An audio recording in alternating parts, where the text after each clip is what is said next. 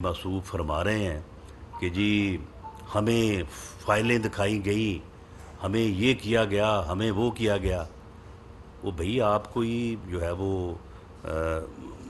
Rent پہ یہ کام کر رہے تھے؟ آپ رینٹ جرنلسٹ تھے کہ آپ کو جو ہے وہ چیزیں دکھائی گئیں without verification, without any thing جو ہے وہ آپ نے جو ہے وہ ہمارے اوپر حلہ بول دیا، اور ہمارے خلاف پھر آپ جو کرتے رہے ہیں وہ آپ کو بھی معلوم ہے، باقی دنیا کو بھی معلوم ہے۔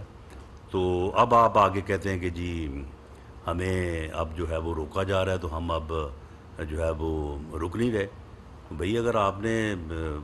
شروع اس طرح سے کیا تھا تو پھر یہ شروع کرتے وقت آپ کو جو ہے وہ یہ ساری چیزیں جو ہے وہ معلوم ہونی چاہیے تھی، اور پھر اس بات کی بھی میں سمجھتا ہوں کہ صحافتی تنظیموں کو اس چیز کا نوٹس لینا چاہیے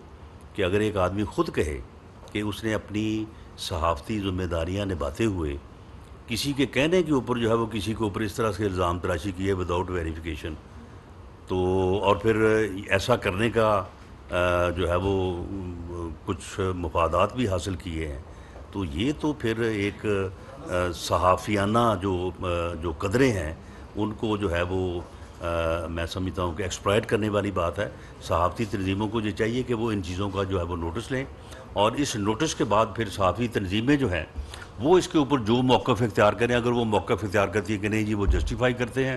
اور یہ ان کے خلاف غلط ہوا ہے تو ہم ان کے ساتھ ہیں۔ آزادی صحافت کے لیے نہ صرف ہم نے قربانیاں دی ہیں بلکہ آزادی اظہار رائے کے لیے ہم وکٹم بھی ہیں۔ آپ نے دیکھا کہ 4 سال ہماری بھی زبان بندی ہوئی، ہماری بھی پولیٹیکل وکٹمائزیشن ہوئی، اور جس طرح صحافت کے اوپر 4 سال جو رہا اس میں کوئی بھی یہ نہیں چاہتا کہ کسی طرح بھی فریڈم آف ایکسپریشن یا فریڈم آف میڈیا جو ہے اس کے اوپر کوئی بھی قدغن ہو۔